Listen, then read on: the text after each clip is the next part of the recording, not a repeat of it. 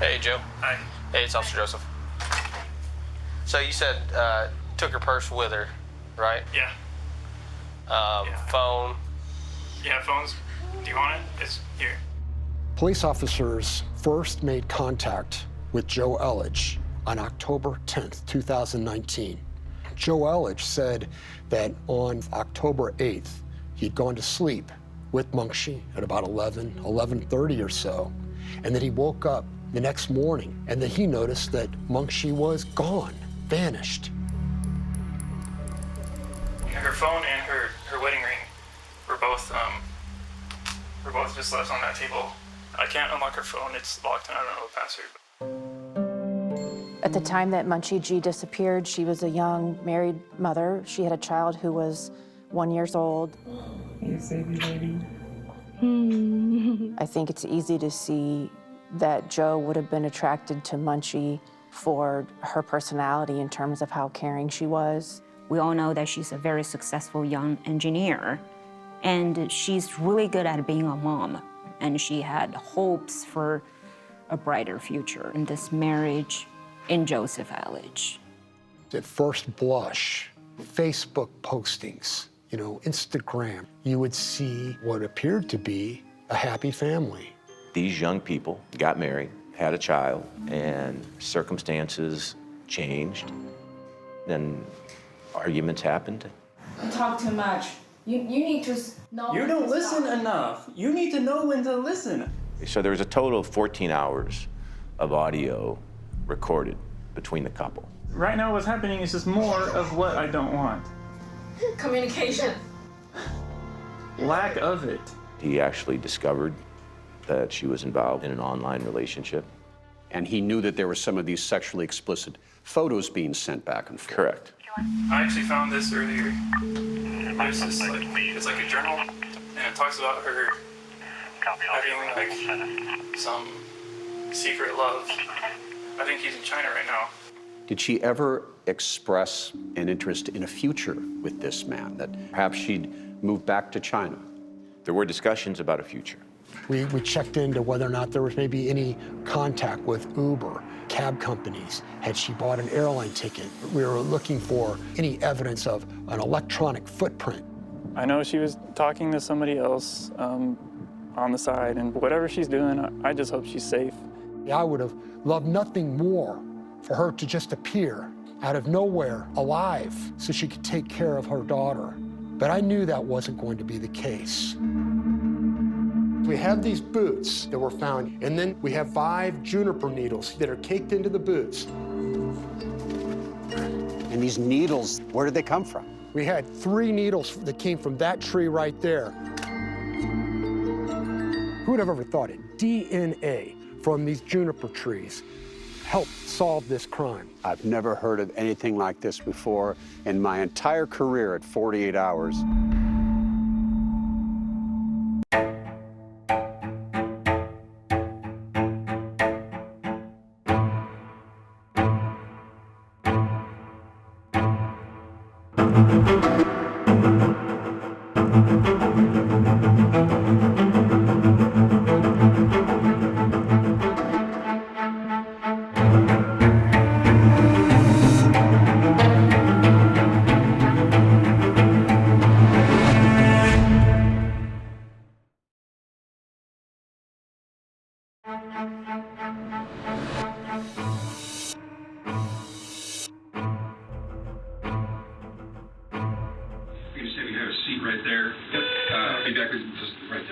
On October 15th, 2019, Joseph Elledge walked into the Columbia, Missouri Police Department without a lawyer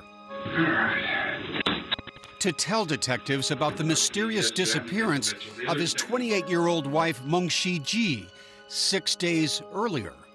We didn't have any big fights. I think the last big fight was actually the week before. It wasn't really a big fight. The 23-year-old described his wife as tense and withdrawn the night before she disappeared, so he gave her a massage. I was doing it kind of slow. I was trying to drag it out because I wanted to extend the amount of time that we were together doing something. According to Joe, Meng-Shi eventually went to sleep, saying she had to be somewhere in the morning. I asked her about 3 times, who is she meeting? And her answer was just, quote, me. She wouldn't tell me who she was meeting or where she was going, what she was doing. The next morning, Joe says he woke up alone. His wife was gone. He was claiming she had just disappeared, that she had left her little girl behind. Her phone was left behind. Her car keys were left behind. From the beginning, then Boone County prosecuting attorney Dan Knight had doubts about Joe's story. We were trying our best to leave no stones unturned, but there were a lot of stones. Joe told investigators that after his wife disappeared, he found journal entries on her computer where she'd written about an online emotional affair she was having with a man living in China. And then last paragraph said, like, it's sad though that I have no interest in my husband. The day Joe spoke with detectives, he also did an exclusive interview with our local CBS affiliate, KRCG, and implied that his wife may have left him for another man. I hope that she's at least with somebody who cares for her, enough to keep her safe. Joe and his family hired attorney Scott Rosenblum, who points out there were intimate texts between Meng-Shi and the man she was communicating with. Sexual in nature? Very sexual. Texts like this one, where she wrote, "I want you so much right now." And did she ever express love for him in any of these communications? She did. The question was, had Meng-Shi run off to be with that man who lived in China where she was born? Meng-Shi was born during China's one-child policy. Amy Saladay is the G family's attorney. But Karen, Meng-Shi's mother, would say that we only ever wanted one child. We wanted to give all of our love to this child. Meng-Shi is like the kid all the parents would want. Yao Li is a Chinese immigrant and an assistant prosecutor in Boone County who helped Dan Knight communicate with Meng-Shi's parents. They are really, really proud of her, and I know how hard it is to get into a top university in Shanghai and Beijing. The competition is really intense, and she did that. And then she came to the University of Missouri in 2012, where she finished up her undergraduate studies, and then she also obtained her master's degree in mechanical and aerospace engineering. This was a brilliant woman, correct? Absolutely. One of her professors hired her right out of school at his biomaterials company, Nanova, where Joe also worked. Joe grew up in Kansas City. He then came to the University of Missouri, and he studied engineering. And he met Meng-Shi at Nanova Biomaterials. My understanding is that she was his supervisor. The two quickly fell in love, and 1 year and 7 months into their relationship, Joe proposed. He took a knee on a trail in Rockbridge Memorial State Park called the Devil's Icebox. 2 weeks later, they were married. Well, I believe there was a rush to get married because Meng-Shi's visa was about ready to expire. It's a really foreign concept for American citizens to understand the stress that an immigrant is facing. She's fully capable to support herself financially, but she cannot get this green card. So this really changes the power dynamics of a marriage. Nearly 5 months into the marriage, Meng-Shi was offered a big job. And then she found out she's pregnant. Meng-Shi and Joe decided she should turn down the job to be a full-time mom, even though at the time she was the sole income earner. Joe had quit working to finish school. In October 2018, their baby was born. So that's the dynamic of this marriage. Meng-Shi was completely isolated from all the support system that she can have. The little baby is the only thing she has. Her one lifeline was a daily call with her mother in China. It was their ritual. So when Meng Shi didn't call on October 9th, 2019, her parents sent a friend living nearby to check on her. You know, I told him everything that happened. I told him that she just hasn't been here for a couple of days. And it was only after that visit, the day after he said his wife vanished, that a seemingly unconcerned Joe Elledge finally called police to report her missing. I need to file a missing persons report. But he didn't call 911. Joe called the non-emergency 311. Do you find that suspicious? Absolutely. Absolutely. It would be natural for him to have reported this immediately. Instead, Joe would tell police that the day he woke up and found his wife missing, he went on 2 long, leisurely drives in her car with their baby in the back seat, looking for new hiking trails. There's just this big area that's all green on the Google Maps. And so I wanted to go and see if there were walking paths back there. Naturally, that raised eyebrows. Did you lock your door when you left the apartment? Yeah. If she comes home, how's she going to get back in? You've got her keys in her car, her phone's in the house. She can't even call anybody. Yeah, I don't know. Detectives and Dan Knight suspected foul play, but there was no physical evidence, no blood, no weapon, no witnesses, no body. There was also no evidence that Meng Shi took off with that man in China. And then also, it became apparent early on that Meng Shi would not have abandoned her child, her 1-year-old daughter. She was a great mother. During his interview with detectives, Joe gave them access to his phone. And on it, they found something stunning. 10 hours of secretly recorded conversations with his wife, like this one. I'd like to discuss our relationship, and I am kind of ready to discuss the end of it as well. Joe told Meng Shi that he wanted to divorce her. I don't like being married to you. I don't like living with you. It's been a terrible relationship. I'm eager to end it. He was asking her whether or not she was going to basically cooperate. And if not, he was going to tell the judge that she had been abusive to him. Should I mention in court that you're abusive to me? Should I ask them to deport you? But that was nothing, says Dan Knight, compared to the nearly 4.5 hours of secretly recorded audio they found on Meng Shi's phone. And what was on those conversations of significance? Unvarnished Joe Elledge. If you keep acting this way, I've told you before, it ain't gonna be pretty.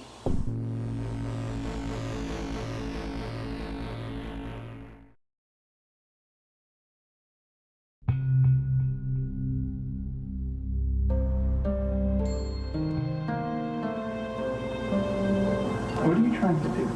Are you trying to make me go crazy so that you can call the police on me and take my baby away from me? It was October 29th, 2018, about a year before Meng Shi Ji would disappear, when she secretly recorded her husband Joe going ballistic for nearly an hour. You want me to break? You want me to hurt somebody? It all started weeks earlier, after Meng Shi gave birth and her parents flew in from China to stay with them. It is Chinese custom for grandparents to stay and help for 100 days, a custom that infuriated Joe. I don't want your mom here. Your mom is causing problems. Your mom should leave. What really infuriated Joe was that Meng Shi was standing up to him and saying that she needed her mother. If I don't take care of my own body, my own health, it's not responsible for me or this family. I agree. She's helping me to do that, and I know it. I don't like that woman. I don't think you should either. The tension was just to the breaking point, and there's yelling, there's cussing. And Yao Li says Joe really despised it when Meng Shi and her mother, Kay Ren, spoke Chinese in his presence. That's a stressor for him, because everything that he doesn't understand, he would assume the worst. When Meng Shi's father returned to China, Joe decided to take back control, says Amy Saladay. Munchie's mother was making Chinese dumplings, fantastic dumplings. She's making them for his birthday, and he doesn't like how she's using the cutting board. I called it the cutting board incident. Prosecutor Dan Knight says it's an incident that seems petty, but it led to an explosive argument. Don't do my cutting board like that. I'm telling you, cutting board doesn't like that. He was demanding that his mother-in-law leave the residence immediately and permanently, never to return. Did Mengji's mother stand up to him?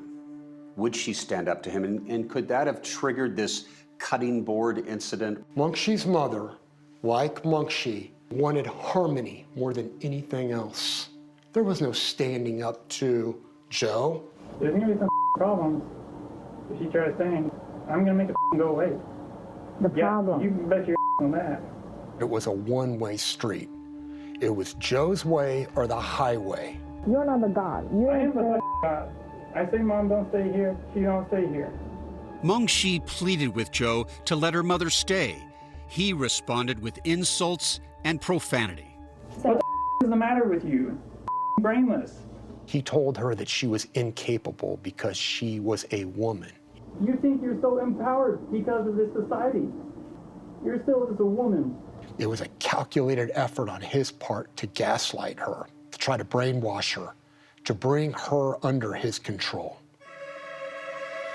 Joe was also threatening, explaining how he conquers nature, a cryptic comment that Dan Knight believes was a metaphor for wanting to hurt Mengji.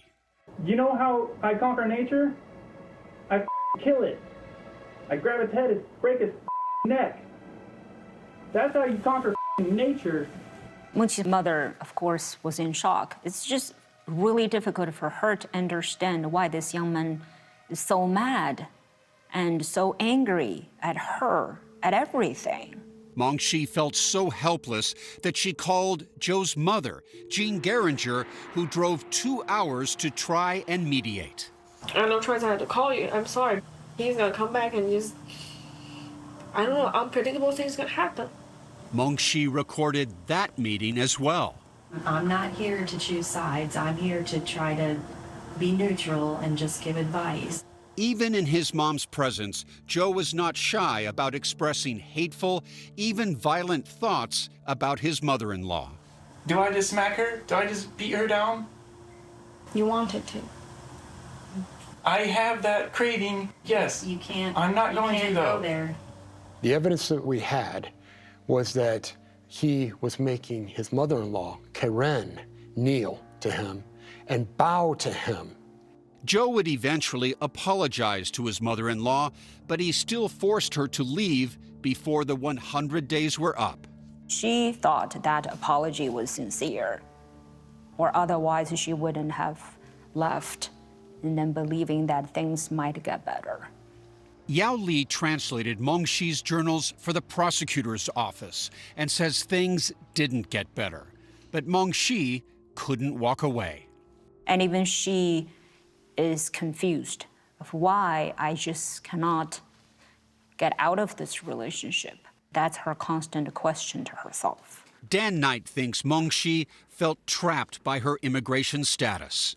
In just 5 months, she was set to have another interview where she would be applying to get her permanent green card. A little over 2 weeks after Mengji vanished, the Columbia Police Department announced it was opening a criminal investigation into her disappearance. That same day, police showed up at Joe's apartment. He's with his mother. The detectives at the scene are asking her, "Where's Munchie? Do you know where she is?" Joe was arrested, but not in connection with his wife's disappearance, but on suspicion that he had physically abused their daughter. We have become aware that there was some bruising. So do you know what we're talking about? Yep. This is through Karen, her mother. Mengji had told her that she'd observed bruising on the buttocks, and Karen suggested that Mengji confront Joe about this. Joe then admitted that he had done this to the little girl. Tell me exactly what happened. She was crying a lot one night. I think I just pinched her butt. a little bit. To me, that was a ruse to get him incarcerated. Joe's defense attorney, Scott Rosenblum. He was a young parent, maybe he made a mistake, but there was no other indication that he was abusive towards his daughter, none whatsoever. Joe was held on a $500,000 bond. His mother took custody of his daughter, and Dan Knight set about proving his theory about what happened to Mengshi. I thought from pretty much the very beginning, this eventually was going to wind up being a murder case. Things just had to develop. So you're telling me that these trees that we are standing among right now helped solve this case? Absolutely. What do you think happened to Mengshi Ji? Chat now with the 48 Hours team on Facebook and Twitter.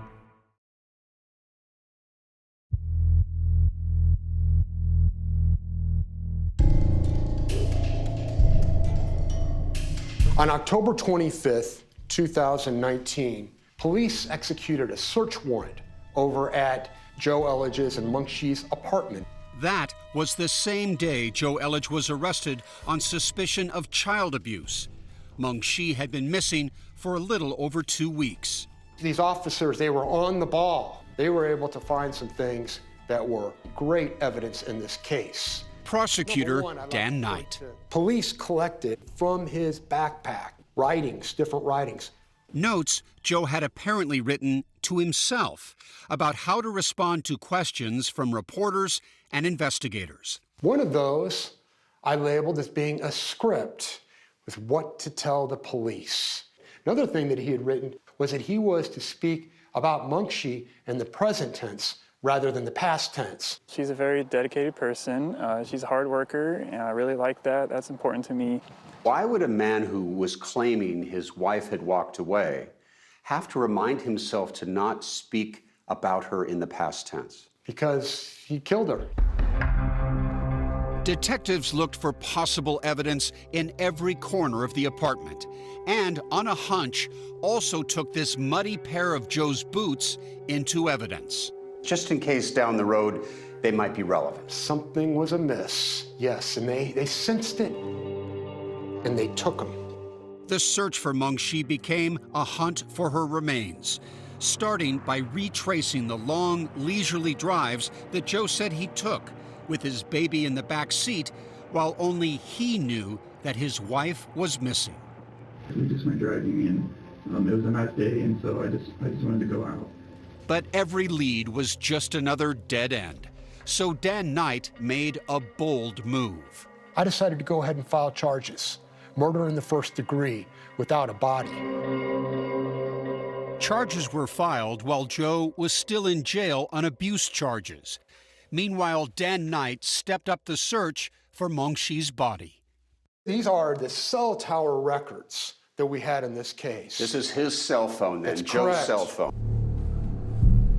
According to Joe's cell phone records, he had spent 30 minutes by the Lamine River the day he claimed Mengshi disappeared, something he had not told police.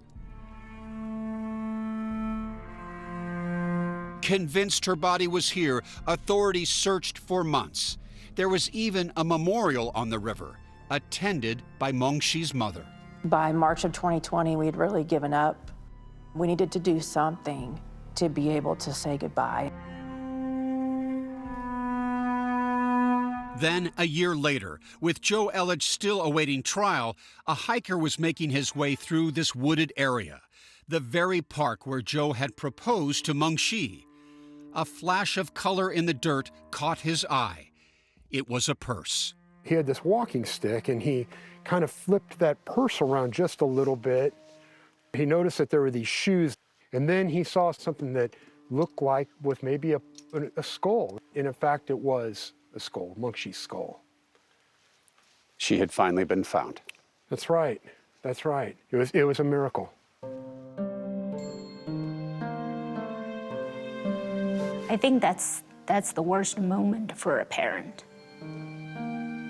Yao Li had a video conference with Mengshi's parents, who were both back in China. They didn't say anything. All you see is their tears. They now knew their daughter was dead. But how and why were still a mystery. Sadly, even the medical examiner's office couldn't say what killed Mengshi. Was there damage to her bone structure? Yes. Unnatural damage? Yes, there was. 4 ribs were broken all the way through. Do you believe that those broken ribs are evidence of physical abuse, of a physical attack? Of a massive, catastrophic blow to her back, all the way, these through and through breaks, that she would have been in agonizing pain. Dan Knight was building a theory of what happened to Mengshi, and items collected about a year and a half earlier were about to become key. For one thing, Joe's cell phone records put him near Mengshi's burial site, the day he reported her missing. What were the weather conditions like that day? Unfortunately for Joe, but fortunately for justice, it was raining. Dan had those muddy boots, and a hunch was about to pay off. As you can see right here, there is soil that is caked onto these boots. Mud and gravel on the soles of Joe's boots were sent out for analysis, along with foliage stuck in the mud. So we've got 12 different types of vegetation in these boots. Dan Knight decided to send Joe's boots to a lab at the Missouri Botanical Garden, where juniper tree needles were carefully removed from the soles for DNA testing. Plants have DNA, just like people. Absolutely, yeah. Every organism, every living organism on the planet has DNA. Christine Edwards is a plant population geneticist who never dreamed she'd become a CSI investigator in a murder case. And they wanted to see if there was some way that we could match the vegetation in the boots to the site where a woman's remains were found. These are 2 samples that were collected from the left boot right here. Once we knew that we could get usable DNA out of the forensic samples that we took from the boots, then we needed to match them to the trees at the site. Christine's colleague, Alex Lignon, was tasked with collecting sample needles from the juniper trees surrounding Mengshi's gravesite. How do you do it? Pick it up off the ground or go up to the trees? So we have to go all the way up to the trees, and this involved a ladder and a 15-foot long pole pruner so that we could make sure that the needles that we were getting came from the exact tree that it was. So we couldn't just get it from the ground, it had to be from the tree. Each sample was stored and numbered, and back at the lab, they were compared to the needles found on Joe's boots. These 2 lines here are the genotype of one of the samples from the boot. And this one is from the tree that is overhanging the gravesite. And as you can see, the lines match up. And that moment for you when you realized you had a match? Yeah, it was really exciting. We got him. He was there. No doubt Absolutely he was there. No doubt in my mind, he was there. Scientifically confirmed. Yes. Just like a fingerprint, just like DNA, blood DNA that is presented in trial, this is just as reliable. Exactly the same technology even. So what you're telling me is these trees that are all around us here played a role in solving a murder? Absolutely, yes. Dan Knight says it's only the second murder case he knows of where tree DNA has been used as evidence. The walls are closing in on Joe, so I expected at trial for there to be another defense besides, oh, Mengshi must have just run off and gone to China. Do you solemnly swear to tell the truth, the whole truth? And Dan Knight was right.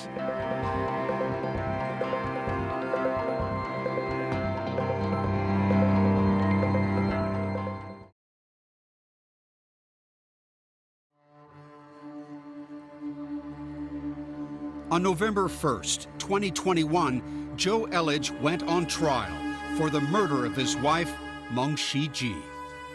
The question is, what happened in that apartment? And Joe's attorney, Scott Rosenblum, pivoted to a new explanation about what happened to Mengshi. Joe didn't mean to kill his wife. What happened was a tragic accident. Thanks to this juniper tree and its DNA, Joe could no longer claim that Mengshi had run away. He now had to admit that he buried his wife in a shallow grave. He had no intent, certainly not murder. That's not even close. Joe did have something to do with Mengxi's death, said Rosenblum, but it was not murder. He took jurors back to October 8th, 2019, the day Mengxi died. And as they go into the evening hours, he asks her if she wants a massage. Tries to initiate sex. She rebuffs him. She says no. Joe now admits he knew about his wife's online affair with that man in China, Rosenblum said. And on this night, he confronted her. He's upset, he's hurt, and he wants to take his daughter for a walk. She lunges towards him and pushes him, and he pushes her. Pushes her into the countertop. Joe claims that's when Mengxi broke her ribs. The defense called Dr. Keith Norton, the pathologist who conducted Mengxi's autopsy, and he said it was possible. Yes, but it would have to be a very forcible push. Does Joe maintain that she initiated this physical encounter? 100%. She came after him. Well, I mean, she wanted to prevent him from leaving with their daughter. He claimed in his news story that she attacked him. Do you buy any of that? Look at the size difference. Of course not. He's twice as big as her. And again, she lunges at him, and he pushes her away. And she falls this time on her back, and he hears the thud of her head hitting the ground. Joe claims Mengxi was knocked nearly unconscious and then got up and went to bed. In the morning, when the baby started crying, Mengxi didn't wake up. And he's sort of violently shaking her. Are you all right? Are you all right? And it is abundantly clear at that point in time that his wife is dead. Why did Joe lie? He was scared. He made a choice, an erratic, irrational choice. Is that someone who's in a panic state, or is that a killer who's trying to cover up his crime? I believe it was evidence of extreme panic. That story was very clever, but it wasn't what happened. Prosecutor Dan Knight says all the proof he needs that Joe's story is made up are those 4 broken ribs. You know how painful it is to break a single rib. She would have had to have been to a hospital, right? Oh, sure. There's no doubt about it. Knight says he keeps going back to Joe's story about giving Mengxi a massage that night and believes that's when he killed her. I don't know if he put his hands around her neck and he strangled the life out of her. I don't know if he maybe forced her face into a pillow. But I know one thing for sure. That murder was horrific. A premeditated murder, says Knight, fueled by months of growing anger. He hated Mengxi with everything he had. I'll find a happier life. This I ain't happy here. Joe took the stand in his own defense. Everybody, y'all may be seated. And insisted that he loved his wife, even though there was tension in the marriage. You would have these arguments, you both felt you were misunderstood, and there would be a reconciliation, and you would love each other. That's right. The defense tried to get jurors to relate to the sometimes stormy nature of Joe and Mengxi's marriage, moments of arguing common with many couples. Joe claimed his wife was responsible for much of the tension. She would raise her voice, yelled, and she wouldn't listen to me very well. They wanted to paint her as the aggressor. They wanted people to feel like it was her fault. Amy Saladay and Yao Li were in the courtroom, regularly texting updates to Mengxi's mother, who was unable to travel. She didn't believe a bit of it, and that was very emotional for her. When Dan Knight finally had his chance to question Joe Elledge, he point-blank asked Joe how he killed the mother of his child. Did you maybe stand up on top of her and jump on top of her back? No. Did you suffocate her? No. After nearly 2 weeks of testimony, detailing the audio recordings, digital evidence, cell tower data, and the tree DNA linking Joe to Mengxi's burial site, both sides delivered their closing arguments. Rosenblum asked for manslaughter. Return the right verdict. And Dan Knight asked for first-degree murder. She deserves justice, ladies and gentlemen. Munchie deserves justice. We were all nervous, and we hoped that the jury would see the case the way that we saw it. See more evidence in the case at 48hours.com.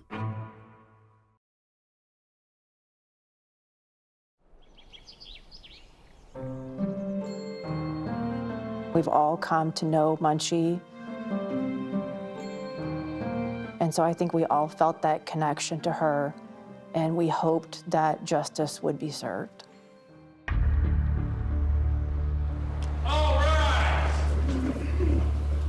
Mr. Elledge, would you please stand to receive the verdict? It was 7 p.m. on November 11th, 2021, and after deliberating for nearly 7 hours, the jury had its verdict. We, the jury, find the defendant, Joseph Dwayne Elledge, guilty of murder in the second degree. Guilty of second-degree murder. The jury believed that Joe killed Mengshi, but not with premeditation. Yao Li says Mengshi's parents were very pleased. They weren't nervous about the conviction at all. They believe this is a fair system. But the day wasn't over yet. The jury would now hear testimony in the penalty phase.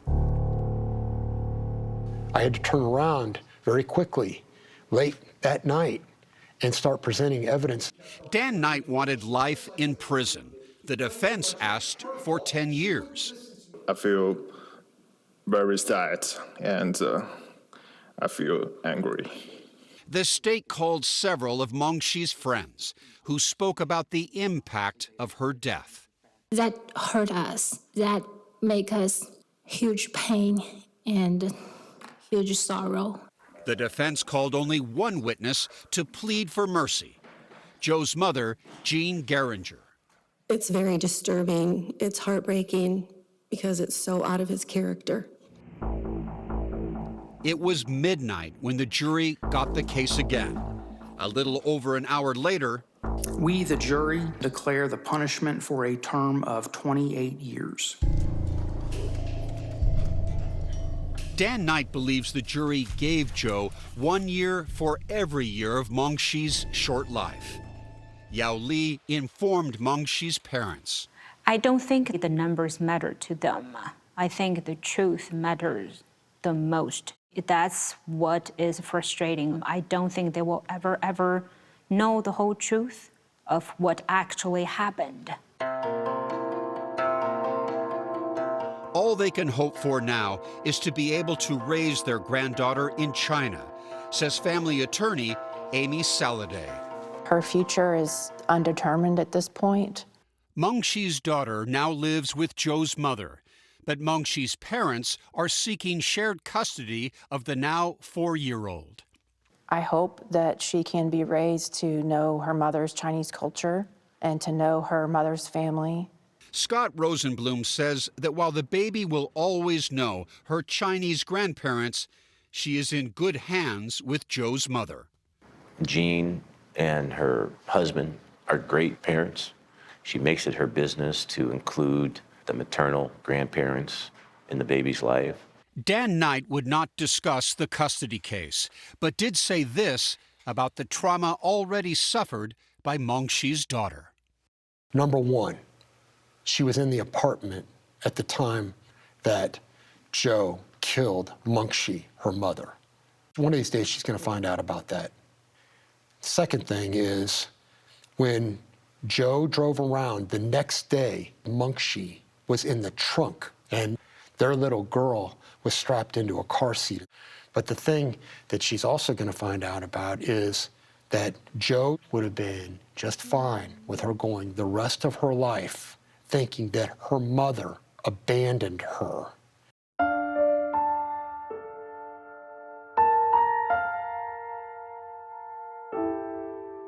I want her daughter to know that she was a great mother. She was dedicated. She loved her with all of her heart.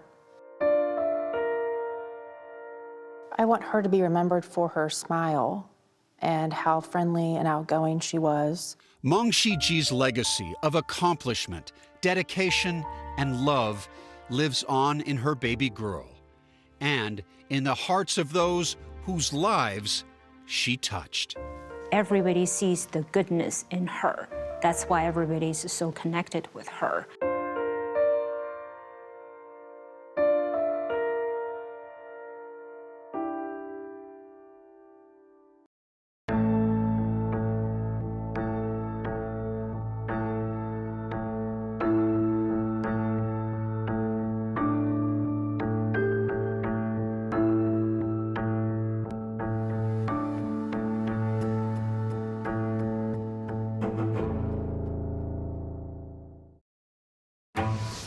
A one-time Texas lawyer with a past. She's like, I just wanted to let you know I seriously considered killing you, but I decided not to. Why did 5 men in her life end up dead? I've never killed anybody. I'm a little nervous. One journalist's years-long game of cat and mouse. 48 Hours, Saturday on CBS.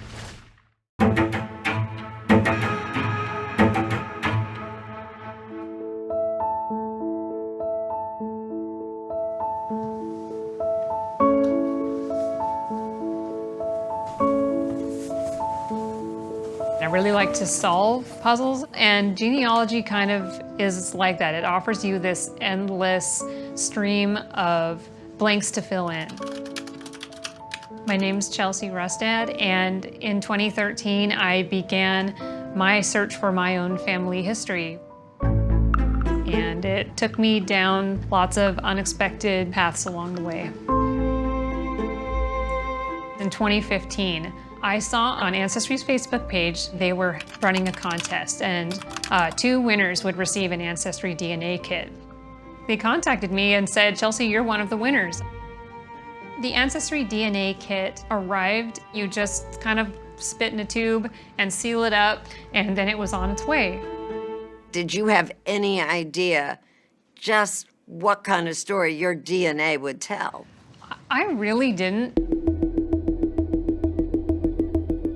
I was a genealogy hobbyist, like millions of other people in the United States. I kind of accidentally fell into it. I'm Cece Moore, and I'm an investigative genetic genealogist, and that means I use DNA to try to help law enforcement find violent criminals.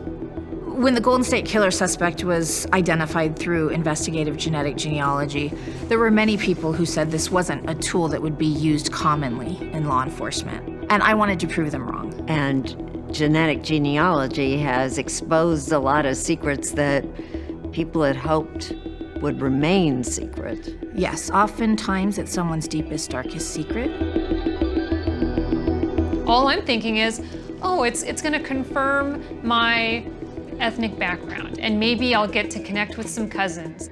I was excited. I was just really optimistic about, like, maybe it will uncover something cool.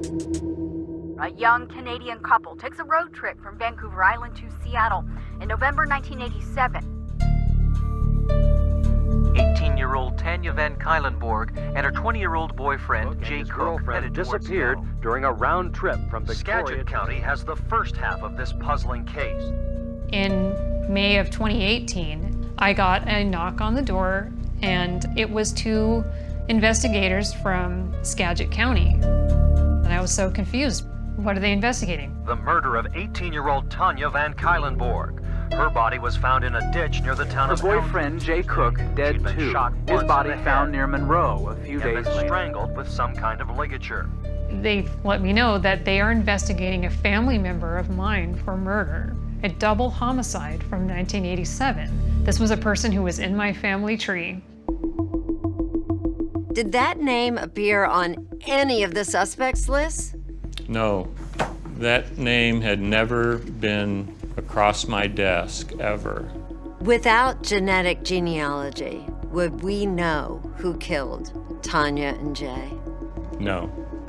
I know that my DNA played a big part of that. It's been a learning curve. This was all brand new.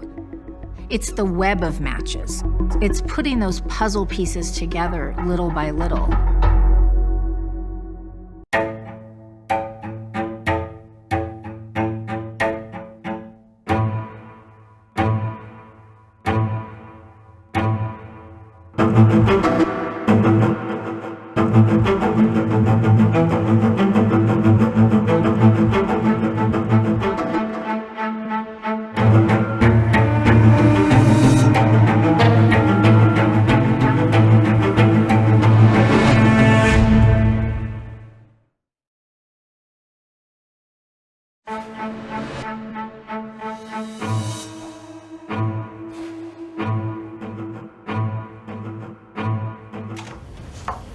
I have a problem that I'm relentless, and I don't give up. There may be no more dogged investigator than Snohomish County cold case detective Jim Sharp, especially when it came to the murders of Tanya Van Cuylenborg and Jay Cook. It was probably the most horrendous unsolved case that we had.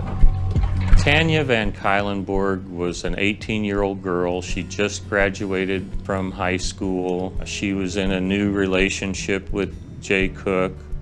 On November 18, 1987, the young couple left British Columbia in Jay's parents' van, heading for Seattle, Washington. Jay was going to go to Jen's Co-Heating in Seattle to pick up some furnace parts for his dad. They planned to sleep in the van near the store and drive back to Canada the next day. So when they didn't show up that evening, the families became concerned. We just had no idea where they might be or what might have transpired. Tanya's big brother John was at college when he got a call from his worried father. John, would your sister ever just go off and not call your parents? No, I don't think that had ever happened. If the plans had changed and she was going to spend another night, she would have called my parents. After Tanya and Jay were reported missing, law enforcement began looking for them. Desperate for answers, John and his father joined the search in Seattle. Something was gravely wrong. I mean, the obvious things in terms of them being in hospital or something, or just simply with a flat tire somewhere, all those more innocent explanations were pretty much vanishing. On November 24th, 6 days after the couple disappeared, John's worst fears were confirmed. Tanya's body was found at the bottom of a ditch in rural Skagit County, some 80 miles north of Seattle. She wasn't wearing any pants or panties, and her bra was pushed up over her breasts. So it obviously looked like a rape murder. Tanya had been shot in the head at close range. She rolled down the hill. It was a quick execution. Later that evening, John had to identify his sister's body. Such a crushing feeling that all of a sudden you see her lying there. It's definitely horrific. But we had no idea still about where was Jay, where was the van, how did this happen, why did it happen?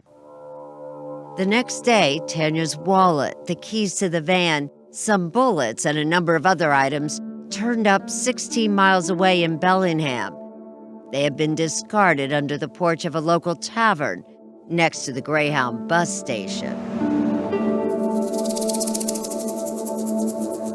Police located the van in a nearby parking lot, but Jay was still missing. The following day, Jay's body was found here underneath High Bridge. He was about 70 miles south of where Tanya had been found. It was a horrible scene.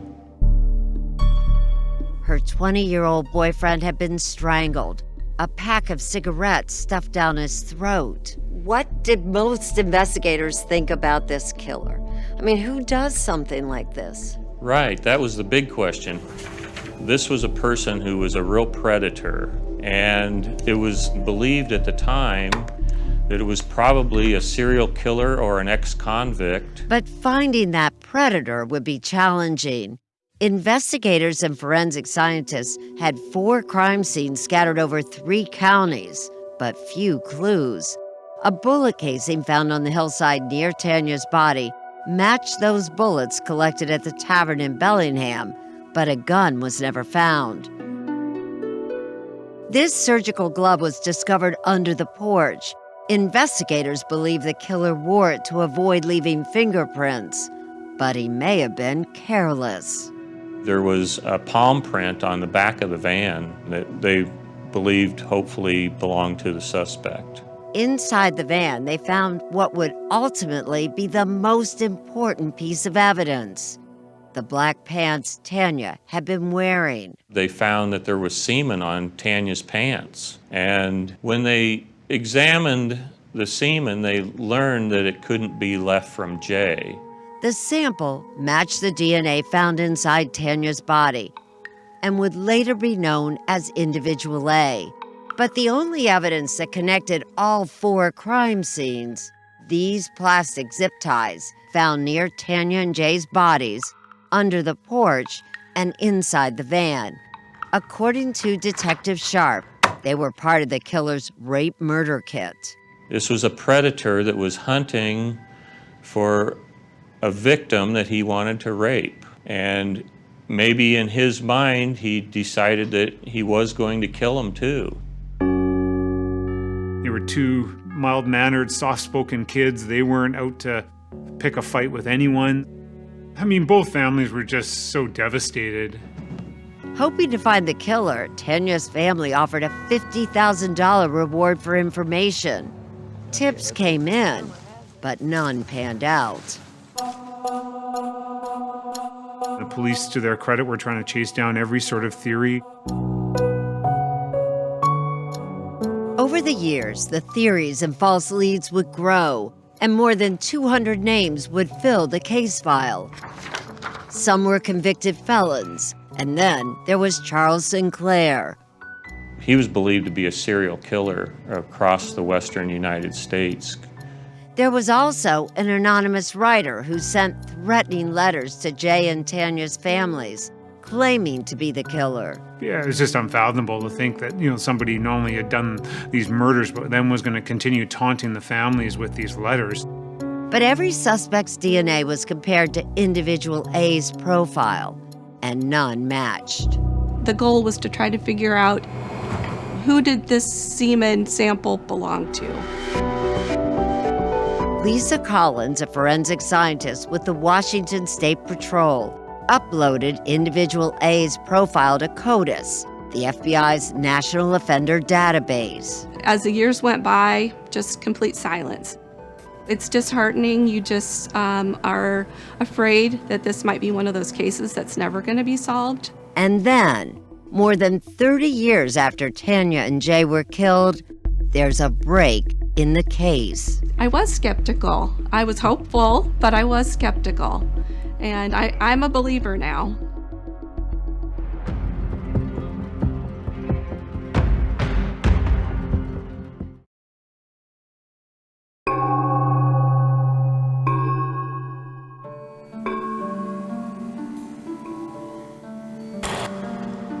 We had those original semen samples from the pants and then from Tanya's body, trying to figure out who this sample may belong to. That was the tedious and hard part. The man police believe killed Tanya Van Cuylenborg and Jay Cook left behind a forensic calling card, says Lisa Collins, but still managed to elude capture for years.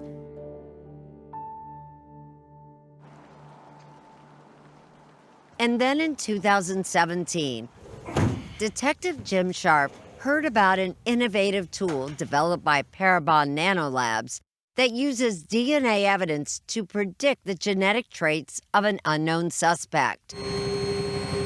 It's called snapshot phenotyping. They gather all that information and they end up making a snapshot of what an individual with all those traits might look similar to.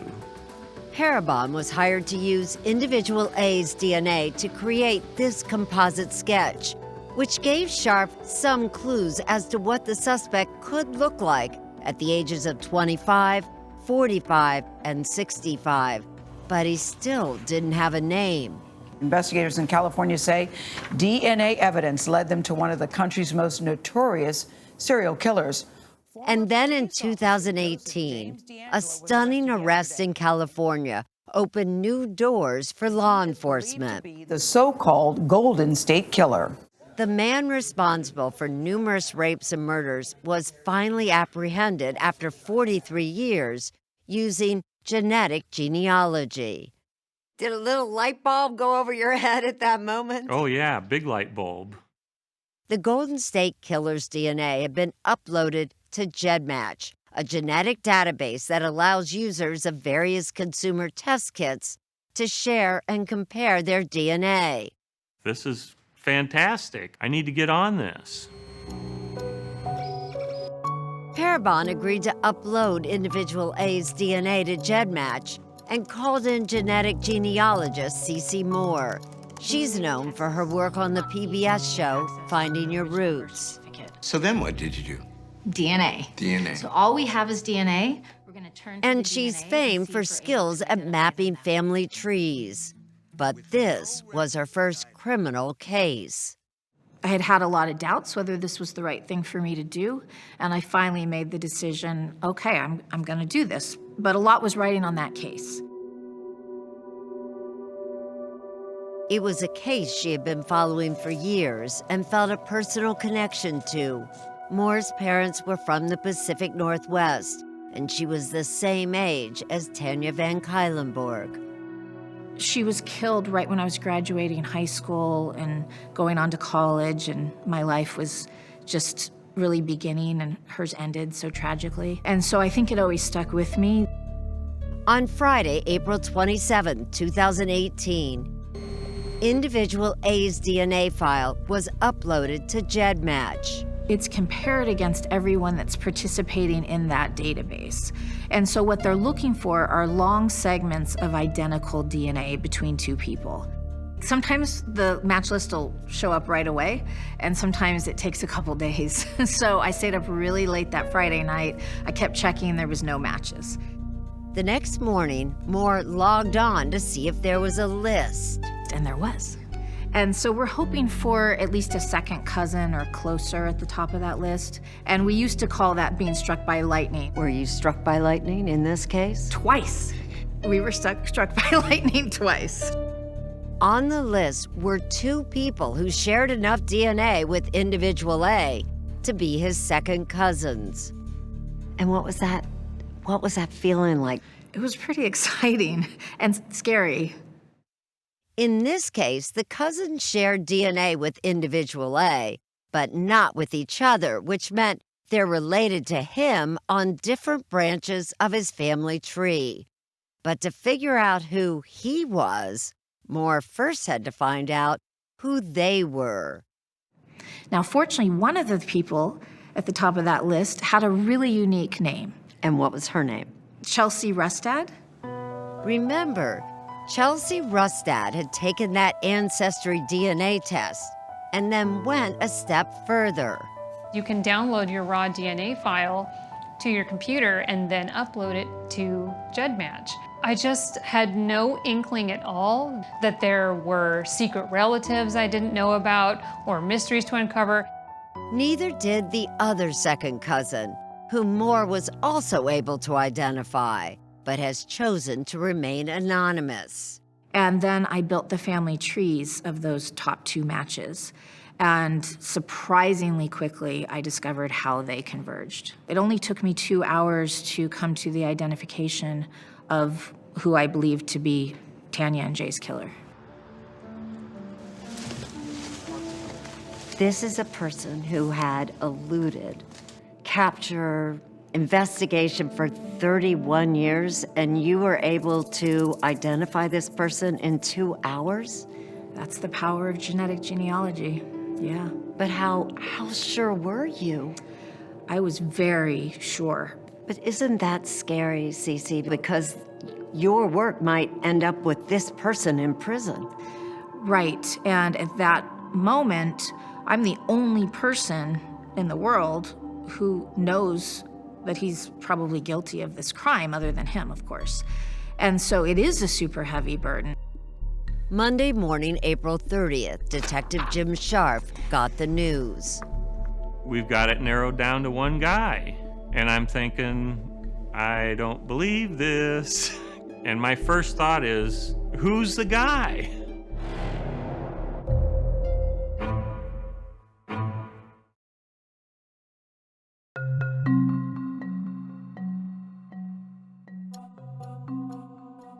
+30 years, dozens of dead ends, hundreds of false leads.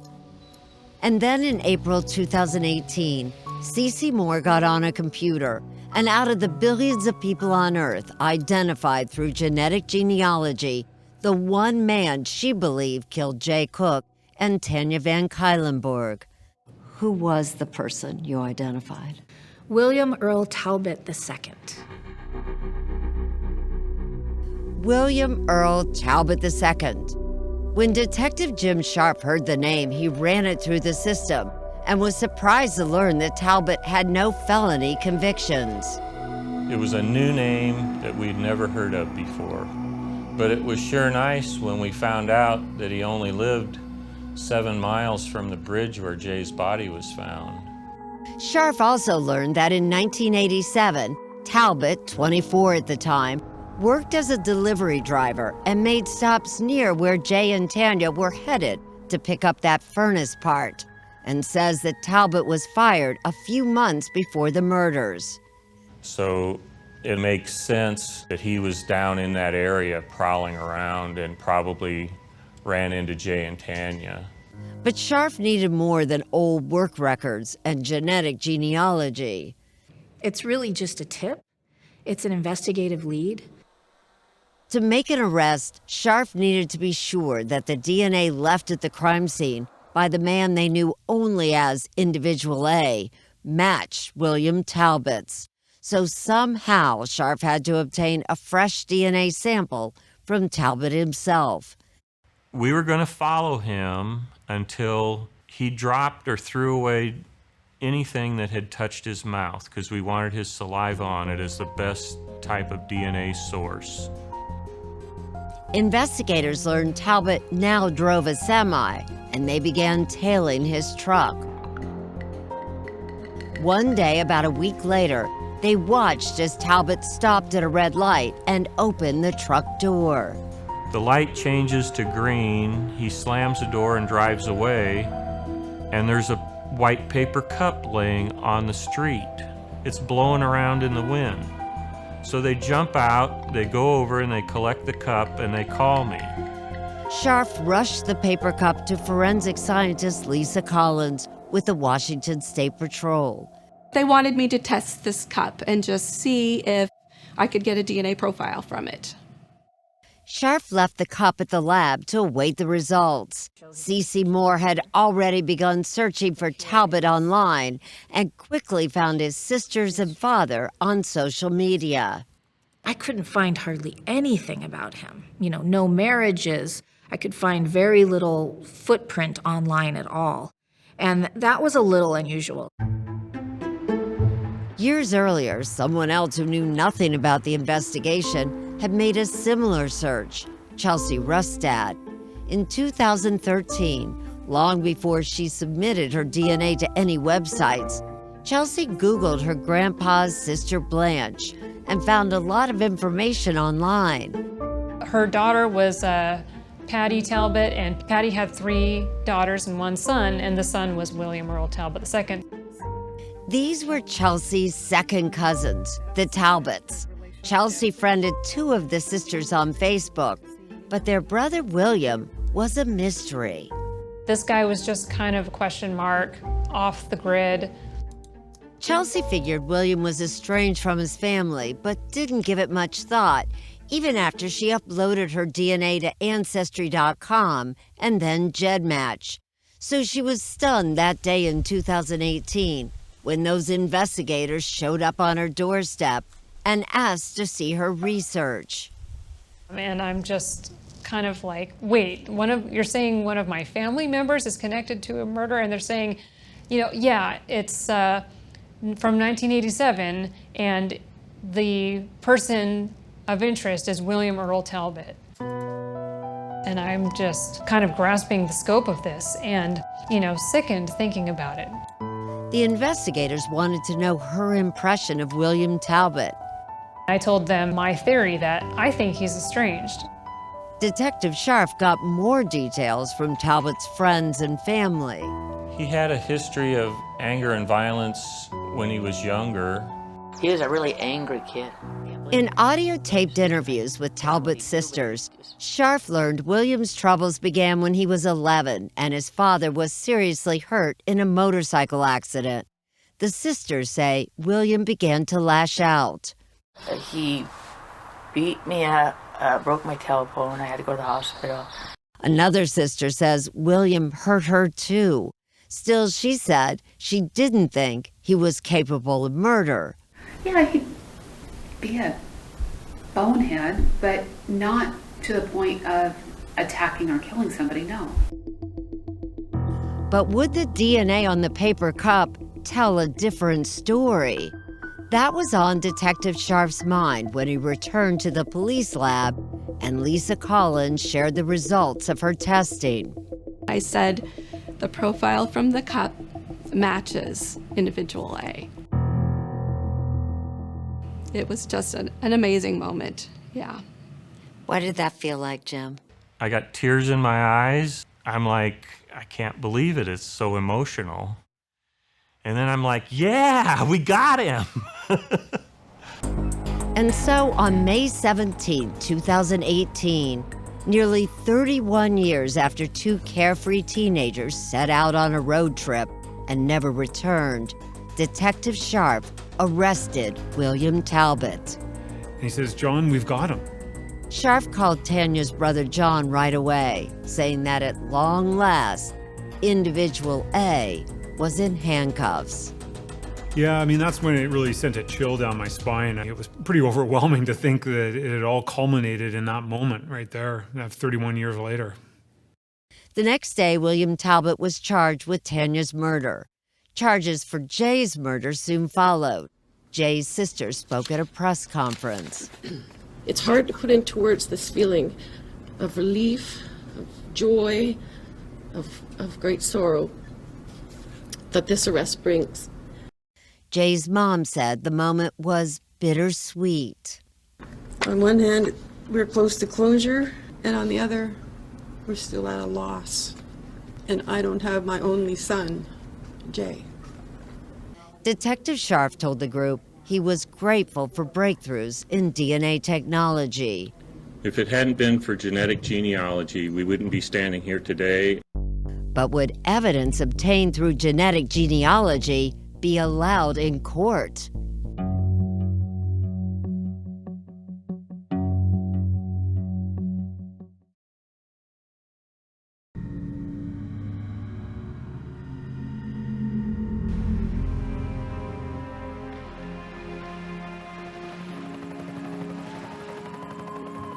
Okay, let's go. More than 3 decades had passed since those dark November days in 1987, when Jay and Tanya were found murdered. William Earl Talbot is now accused of killing. Now, with William Talbot's arrest, Tanya's brother, John Van Cuylenborg, was finally able to face the man suspected of his sister's murder. And what did you think the first time you saw him? You just reviled. I mean, it's hard to control your emotions. Talbot pleaded not guilty to 2 counts of aggravated murder. And so in June of 2019, his trial began in the Snohomish County Superior Court. It was the first case ever to go to a jury trial where the suspect had been identified through investigative genetic genealogy. Although the Golden State Killer had been identified first, Talbot's trial would be held before his. And Cece Moore was acutely aware of how much was riding on the outcome. We didn't know at that point how genetic genealogy was going to be treated in court because there was no precedence. The prosecution was hoping to make it a non-issue. I was going to minimize the exposure by kind of downplaying the importance of the genetic genealogy, knowing full well that was the part of the case that was perhaps most intriguing to people. Chief Criminal Deputy Matthew Baldock was the lead prosecutor on Talbot's case. He approached the defense with a proposal. They would stipulate to the jury that the DNA from individual A had come from William Talbot as an agreed-upon fact. Much to my surprise, they agreed. It was a major victory for the prosecution. The use of genetic genealogy to locate a suspect would not be contested in court. That was a huge relief. Really, it was the best possible outcome. So you admit that that is William Talbot's DNA, am I correct? You're correct. That was a stipulation. Talbot's attorneys, John Scott and Rachel Ford, would argue that there's actually an innocent explanation for that DNA. Every indication of the DNA found from my client indicated consensual sex. Yes, they admit that Talbot had sex with Tanya, but they deny he raped or killed her or Jay Cook. They point out that Tanya and Jay were missing for several days before their bodies were found, implying that the couple must have encountered their killer later on. Tell me what you think then happened to Tanya and Jay. We don't know what happened. These kids were off to an adventure. Whether they went to a bar, a restaurant, some sort of club to meet people, I don't know. Talbot's lawyers say it's understandable that Talbot might not remember meeting Tanya or even where he was 30 years ago. But it's significant, they say, that investigators were unable to link Talbot to the type of gun that killed Tanya, the pack of cigarettes, or the materials used to strangle Jay. So William Talbot's defense is basically that he had sex with Tanya and then somehow somebody else killed her. That's not William Talbot's defense. William Talbot's defense is that there is insufficient evidence to prove him guilty beyond a reasonable doubt. But prosecutors say they do have sufficient evidence. There's Talbot's DNA from Tanya's body and her pants. The fact that he lived just 7 miles from where Jay's body was found, and the palm print on the van that police say was a match to Talbot. Then there are the zip ties found at all 4 crime scenes. Baldock says they prove the connection between Jay's murder and Tanya's and the van. What do you believe the zip ties were used for?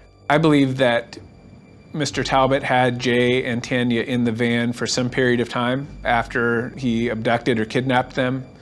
And I believe that he used the zip ties to restrain them.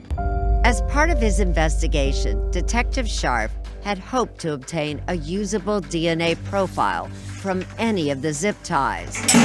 There had been a mixture of DNA on one of the zip ties that was found in Jay's van, and they weren't able to discern who all the profiles belonged to.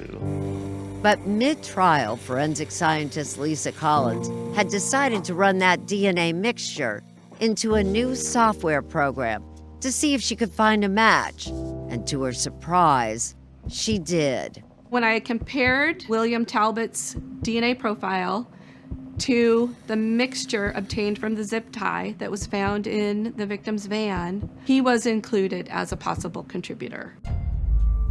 But because her discovery came during trial, prosecutors felt it was too late to present to the jury, fearing it would delay the trial. Talbot elected not to take the stand, and his lawyers were hopeful that the jury would agree there was not enough evidence to prove him guilty. In their closing arguments, the defense told the jury that police were unreasonably focused on the DNA. They never stopped to consider that perhaps the person who left the DNA was not the murderer. Attorney Ford argued that Detective Jim Sharp had tunnel vision. Is it at all possible that, yes, that was William Talbot's DNA, but he didn't kill either one of them? Is that possible? Sure. Is it reasonable? No. She was found without her pants or underwear. So just practically speaking, is the claim that Mr. Talbot had consensual sex with her and then she got dressed and the person who ultimately killed her undressed her? Baldock says the only reasonable theory is that Talbot had overpowered the couple with a plan of raping Tanya and then killed them both. He had zip ties, he had gloves, he had a firearm, he had ammunition. After a 2-week-long trial, the jury began to deliberate. But they didn't come back that first day, or the second. You realize this is really going to be the moment of truth.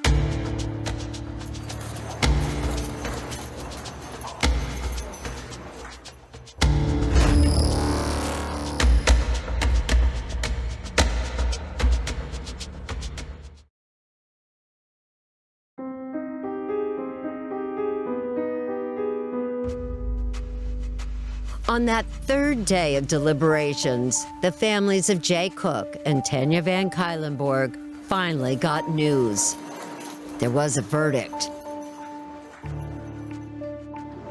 We, the jury, find the defendant, William Earl Talbot II, guilty of the crime of first-degree murder as charged. Guilty. William Talbot had been found guilty of the aggravated murder of Tanya Van Cuylenborg and guilty of the aggravated murder of Jay Cook. Just to hear the foreman of the jury say guilty was surreal. Cece Moore wasn't in the courtroom, but she later saw video of Tanya's brother John's reaction. It was as if I could see a physical burden lift off his shoulders. He had told me how he had carried this burden for years. You know, he was the only sibling. He was her older brother. And so that was incredible to see.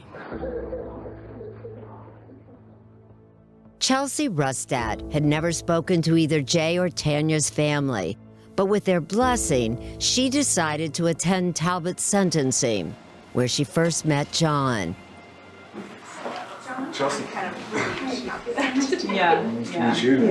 I was really nervous. He looked a little bit nervous as well.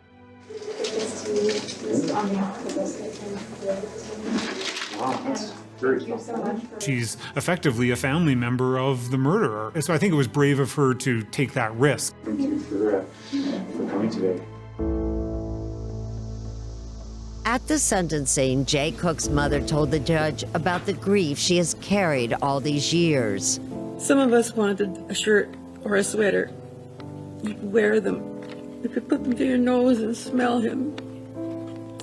I still have that old sweater in my dresser drawer.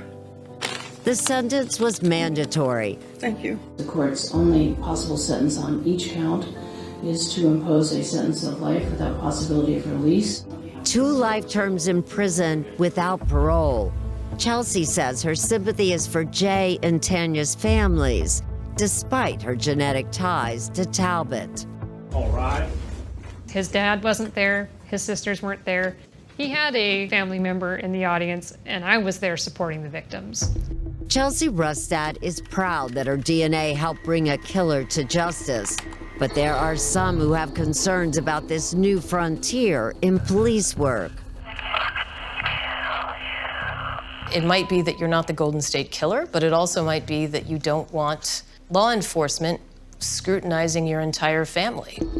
Law professor Andrea Roth is head of the UC Berkeley Center for Law and Technology and says one of the problems she sees is that the DNA used for genetic genealogy can be very revealing.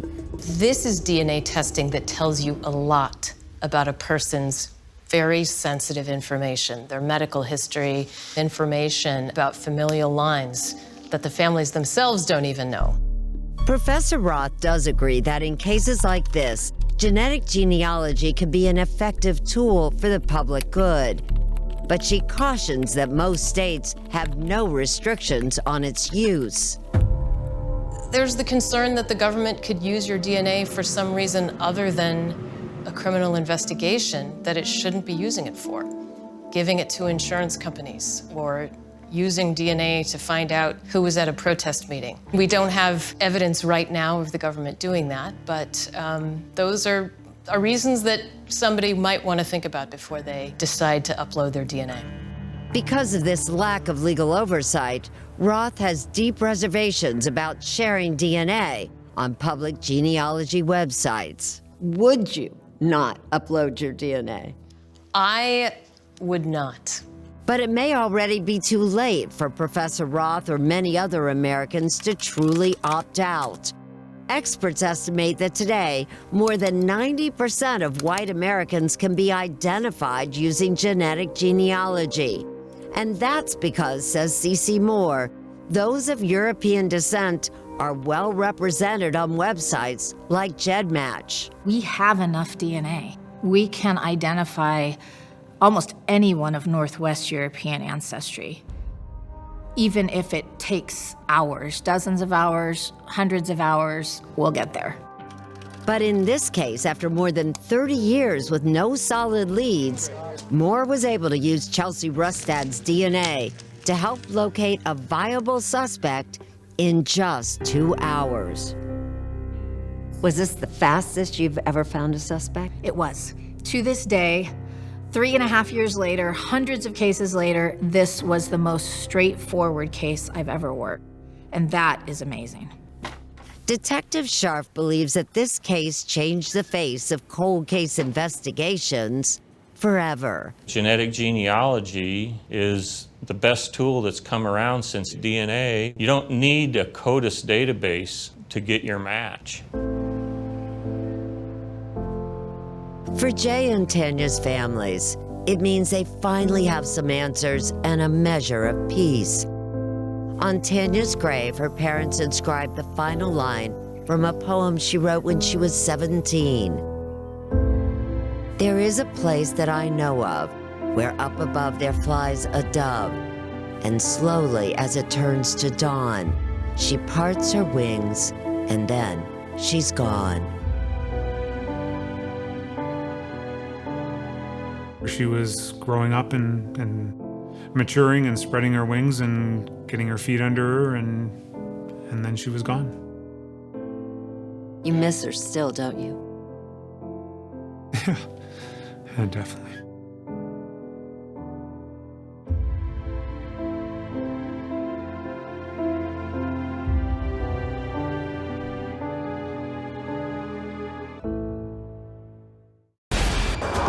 "48 hours. To miss it would be a crime." Were you at all prepared for what happened in this case?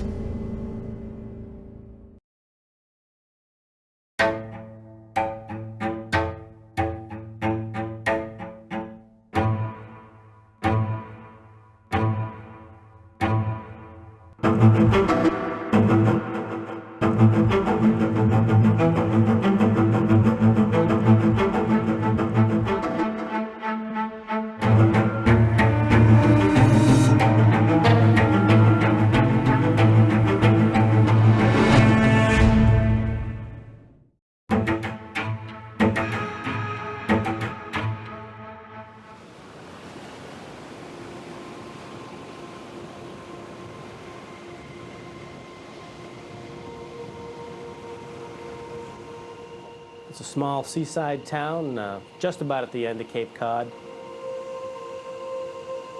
And in the wintertime, it's a really quiet place. The people that live here year-round, everyone pretty much knows one another. I never wanted to live anywhere else. It's just a beautiful place to hang out unless something really awful happens.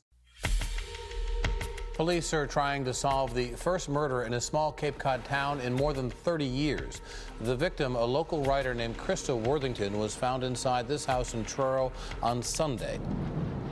Krista Worthington was found stabbed once through the left chest, missing the heart, piercing the lung, and the knife made an exit wound in her back and went into the kitchen floor below her.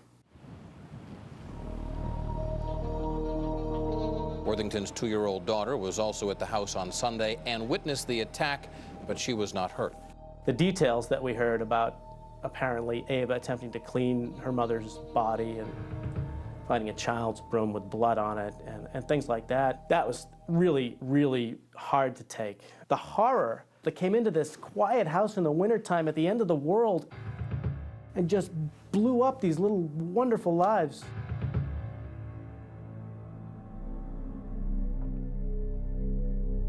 My name is Eric Williams. I'm a reporter with the Cape Cod Times, and I've covered this case from the beginning. I'd say she had a very easy smile. She had a wide-eyed wonderment about the world. She was a mom. She was a great mom. Her whole being lit up just by being with her daughter, Ava. She was a flirt, and, you know, I could tell that there was an attraction. I'm Tony Jackett. I had an affair with Krista Worthington, and we had a child together, Ava Worthington. It wasn't solved right away. It is a murder mystery that continues to haunt Cape Cod.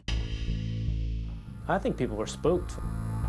Who is this person that did it? Where are they? I mean, are they a local? People around here are getting very anxious. And time went on, and a sort of rotating cast of potential suspects were trotted out.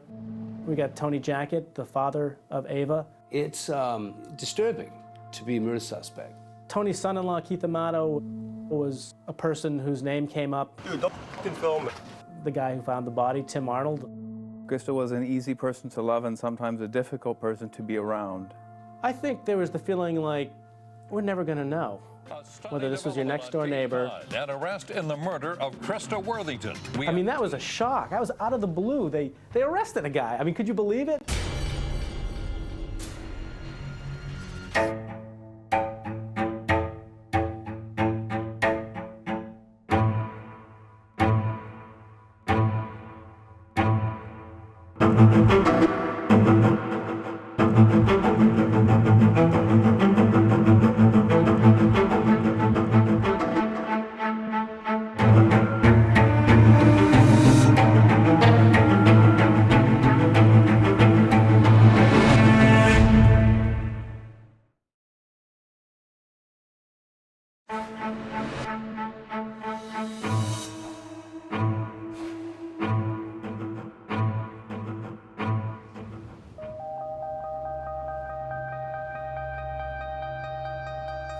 This was a great mystery.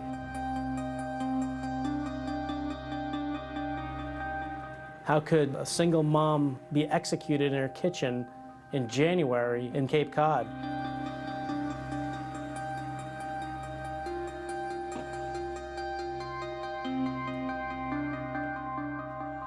Yeah, I love it in the wintertime because it is quiet and you have, and I like the cold weather. In the wintertime, Cape Cod can feel like the end of the world. It's a real challenge being out on the water, you know, mentally and physically, really. A real independent way of life. It's the only world fishing warden Tony Jackett ever really has known. I feel fortunate and blessed that I was born and raised here. Tony is he's like a nature boy. And that, according to reporter Eric Williams, is pretty much how everybody in the town of Truro saw him. Hi, Nancy. He's a great guy, a gregarious, smart, you know, really a pleasant fellow, you know, who likes the ladies, you know. In 1997, a new lady came to town. A glamorous former fashion writer from New York. She had a bungalow right next to the harbor master shack. And this is the harbor master's shack. This pink one, that was hers. She's sitting on the porch, and I'm right there. And Jackett, married with 6 kids, nonetheless went for her hook, line, and sinker. She was someone very different from the people that I knew. She was mysterious, enigmatic, somewhat of a loner. Her name was Krista Worthington. A 40-year-old Vassar grad, she lived what seemed a life in the fast lane. Covering the runways of New York, London, and Paris for top fashion magazines. Scoring an interview with fashion superstar Yves Saint Laurent when she was just 26. That was her building when she moved back from Europe. But Steve Radlauer, who dated Krista for 2 years in New York, says she never felt part of the glamorous world she covered. I think she was feeling a little burned out after her European women's wear years. Her prominent New England family owned a slew of properties in Truro, Owned by John Worthington Sr. including this one, where she moved a few months later. It seemed like the perfect retreat and the perfect place to have a child. She had this having a baby thing in mind, and I think she felt that this would be a good place to do that. The complication was that she was not married, didn't have a boyfriend. She was, I think, intrigued with the local color. Local color, including you. Yeah. I could tell that there was an attraction. You know, ultimately, I ended up over a house, having a cup of tea, and then one thing leads to another, and... For about a year, off and on, they had an affair. I had become a slave to my ego. And for the beautiful writer who desperately wanted a child, and the local fisherman who already had 6, one thing did lead to another. So she comes to you at some point and says, I'm pregnant. Right. This is a surprise. This is a total surprise. A surprise he didn't share with his wife of 26 years, even when Krista gave birth to a daughter, Ava, in May of 1999. The day she got pregnant, she was ecstatic. I was dumbfounded. Friends insist Krista had been told she couldn't have a baby, but Jacket always has felt she set him up. How do I explain this? I'm like, all of a sudden, I realize that I'm in deep. In fact, she had gone on the Lisa show the year before to talk about women who choose to be single parents. Trying to figure out how to be the best parent to your child, given that there is no father. She was very real. She was exactly who she was. Ava became the center of Krista's universe, says Linda Schlechter, who babysat a few times a week. A very devoted mother, and she would always have Ava on her lap, and they would always be playing or laughing. Now I'm just still in a lot of disbelief about what's happened. It seems so unreal. Unreal indeed. I walked into the newsroom here on Cape Cod, and we had just gotten word from the police that there had been a murder. The first homicide in Truro in 30 years sent reporter Eric Williams into high gear. Finding sources, working the phones. It was Sunday, January 6th, 2002. Surprisingly, I knew the guy who found the body, and next thing I know, I'm calling him and talking to him about it. He was calling Tim Arnold, another former boyfriend of Krista's, who lived just through the woods from her house. Arnold's story was that he had simply dropped by the house at 4:30 that afternoon to return a flashlight, and instead got the shock of his life. He sees Krista lying on the floor in a sort of a kitchen hallway area, and he sees Ava near her mother's body. Arnold later told police little Ava was trying to nurse. He said he scooped her up and ran outside. He called 911. 911, this line's recorded. What is your emergency? Please send somebody to 50 Depot Road. Okay, what's the problem? It's Krista Worthington. I don't know what happened. I think she fell down or something. I'm sure she's dead. Krista Worthington was dead, lying in a hallway off the kitchen. She was bruised up. It looked like there had been some kind of altercation that she had been in. She was half naked and stabbed once through the left lung. The blade went through the body and into the kitchen floor beneath her body. The front door was smashed. There were drag marks on the ground outside, and several personal items scattered in the drive. Some socks were found outside, maybe a barrette, a pair of reading glasses. The disarray continued inside. Shocked EMTs carelessly grabbed a blanket from the house to cover Krista's body. Soon, all of Truro knew what had happened. We got just a phone call that Krista got murdered. What was your reaction when you got this phone call? Just disbelief. I mean, like, why? It seems so senseless. With all the elements of a classic mystery, sensational reports of the murder on Cape Cod topped the news around the country. It was a murder that rocked the world of high fashion, leaving Krista's nervous neighbors with no reason to suspect that it would take police literally years to solve this crime. Not that they didn't have plenty of suspects. And it became some kind of awful parlor game, in living rooms on the Outer Cape and maybe even beyond, as you'd sit around and once again go through it and try to figure out, could it have been Tim? Could it have been Tony? How did it go down? By the spring of 2005, townspeople were starting to think police never would figure out who killed Krista Worthington. This was just a random awfulness that just came screaming out of the woods of Truro and festered for 3 years.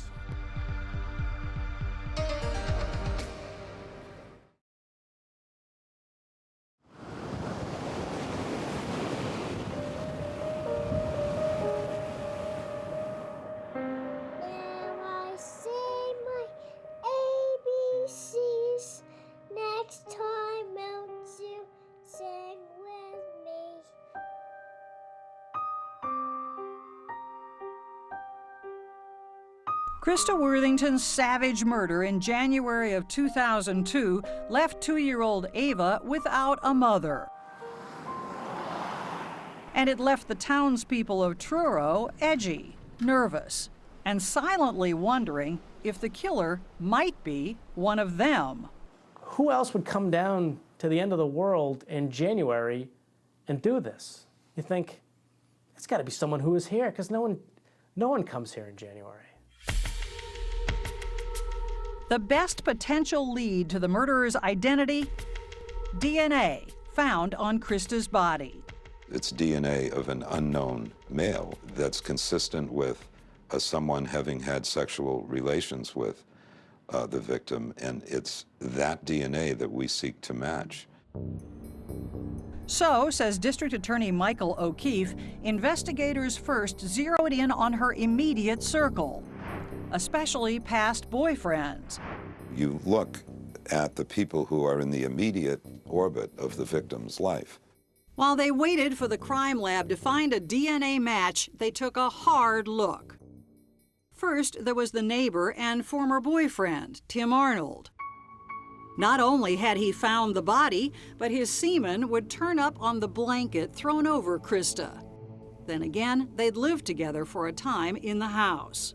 Tim Arnold was one of the few men under the age of 70 in Truro year-round. Krista's friend Steve Radlauer says her relationship with Arnold, at times contentious, apparently was over. I don't think that she ever entertained the idea that this was going to develop into a long-term relationship, that they were going to get married or anything like that. But he may have. He may have. From what I understand, he was more serious about that as a long-term possibility than she was. Arnold emphatically denied to police that he had anything to do with the crime. I have some quick questions about what your memories of Krista are. Otherwise, he refused to discuss Krista Worthington. These days, Arnold struggles with health problems, mainly affecting his vision. But he says memories of what happened in 2002 never are far from his thoughts. I think about it a lot. I think about it just about every day.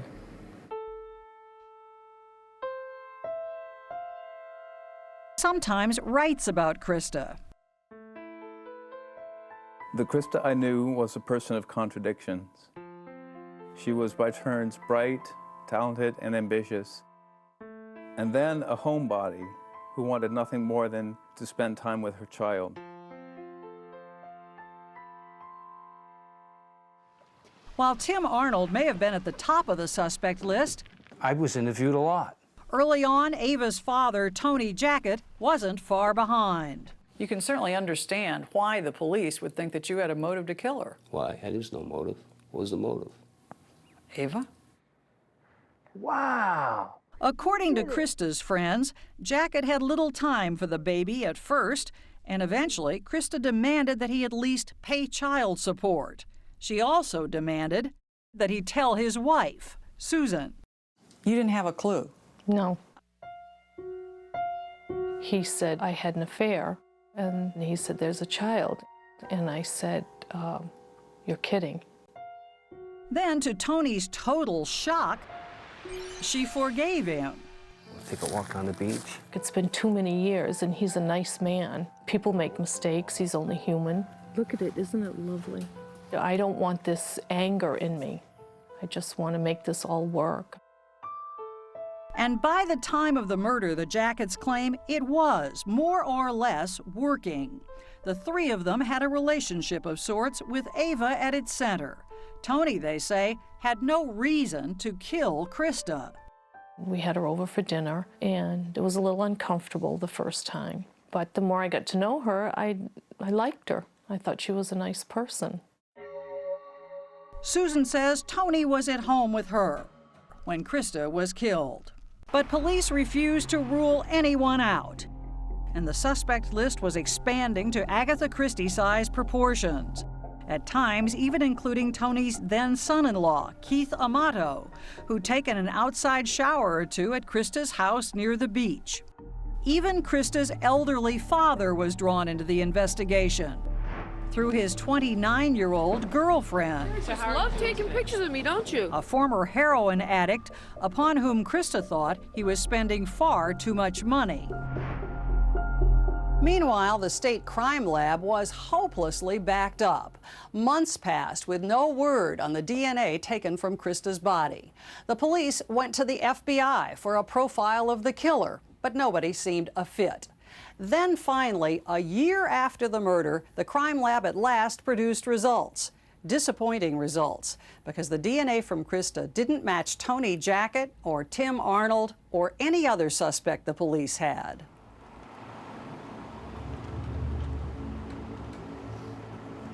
You have this ever-widening circle, if you will, of investigation going on. First group of people are looked at very, very intensely. Nothing is developing. You widen that circle. The widened circle brought in DNA from repairmen, trashmen, delivery men. With pressure mounting, D.A. O'Keefe took an unprecedented step, asking for DNA from every single man in Truro. State police investigators were actually in Truro today asking men outside the post office, outside coffee shops for saliva samples for DNA. At that point, like, what are you, crazy? I mean, this is such a needle in a haystack. How many people have been tested so far? I'm not going to say specifically, but dozens of people. Dozens and dozens. These guys are throwing darts at an elephant, you know? I mean, they got no chance. It's just crazy. But chance is a strange thing.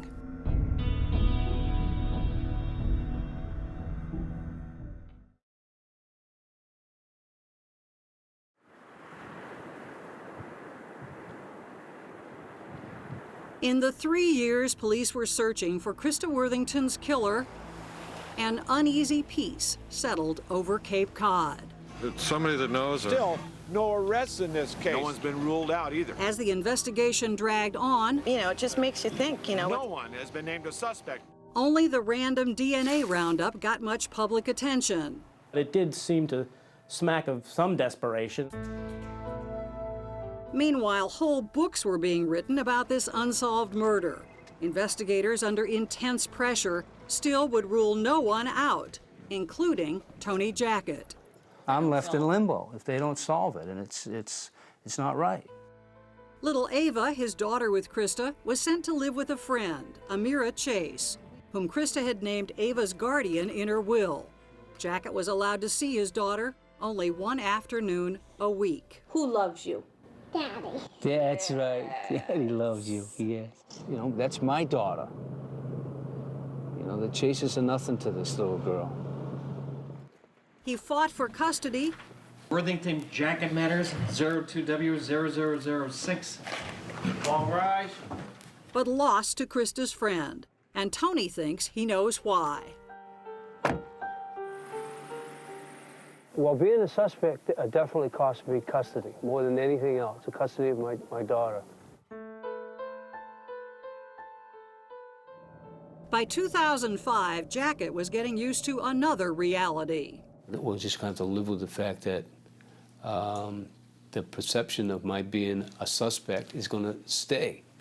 But then, on April 7th, investigators caught a stunning break. The crime lab had a hit. We have a brief statement to make.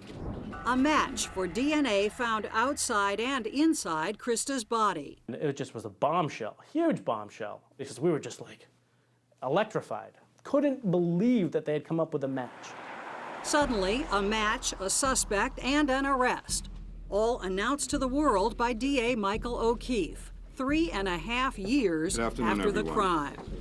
Last night at approximately 7:15 p.m., detectives from the Massachusetts State Police arrested Christopher A. McGowan for the 2002 murder of Krista A. Worthington. Which had a lot of people in town asking, Christopher who? I would have figured it would have been the garbage man. That's right, Christopher McGowan had been Krista Worthington's garbage man. Truro was astonished and relieved. It seemed like a done deal. The results were... We're in the quadrillions. So you're talking about as absolute as one could possibly get. You know, pretty much. Police picked up a docile McCowan at his rooming house, lying on the bed, watching cartoons. Marijuana and an open bottle of prescription painkillers were on the table nearby. Incredibly, he'd been right under their noses from the start. Did you kill Krista? Interviewed twice, both times he had denied knowing Krista Worthington. He'd given police his DNA voluntarily more than a year earlier. The laboratory could not get you results as quickly as we would have liked them. Well, a year. Right, right. When detectives took him in for questioning, McCowan waived his right to a lawyer. They say he again denied knowing Krista. And then he's presented with what I would suggest is a relatively strong piece of evidence that he's lying. DNA. Correct. Police say that's when his story changed. He admits that yes, he went there on Friday night. Yes, he had sex with her. And yes, he beat her. But he doesn't want to bring himself to admit that he killed her. So he blames the worst part of it on someone else. The somebody else was McCowan's friend Jeremy Frazier, who'd been with him the night of the murder. But Frazier's DNA wasn't found anywhere on Krista's body. Was there an operating assumption that the last person who'd had sex with Krista Worthington had killed her? Yes. From the beginning? Yes. And you believe that to be the case? Yes. Christopher McCowan's interview at the police barracks lasted about 6 hours, and for whatever reason, he declined to have it recorded. So the only record of this crucial interview is a report some 20 pages long that the detectives wrote from their notes about a week later. In it, McCowan is sometimes confused and comes up with at least half a dozen different versions of what really happened the night police say Krista Worthington died. Chris McCowan didn't commit this crime, and the police know it. Attorney Bob George took McCowan's case after the police interrogation and says they jumped to conclusions from the start, noting that the DA's website listed this murder as solved almost from the moment of McCowan's arrest. A person of Chris McCowan's race, class, and limited capacities was an easy target. An especially easy target, he says, because Christopher McCowan literally wasn't smart enough to defend himself. This is a person with a 76 to a 78 IQ on his best day, meaning on a day where he's not using drugs and alcohol, not under pressure.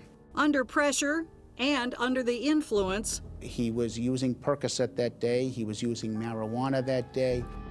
George says his client was putty in the hands of the police. This is a false confession, and I don't accept it.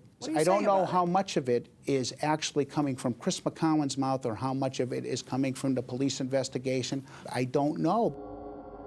As for the DNA, the linchpin of the prosecution's case, the significance of that, George says, is all in how you look at this crime. Court's now in session. Please be seated. And the police, he's about to tell the jury, are looking at it all wrong. The forensics in the case could very well set Chris McCowan free. That person who killed Krista Worthington was white. They had footprints that were unidentified, they had palm prints that were unidentified, and they had unknown male DNA from 3 individuals under her fingernails.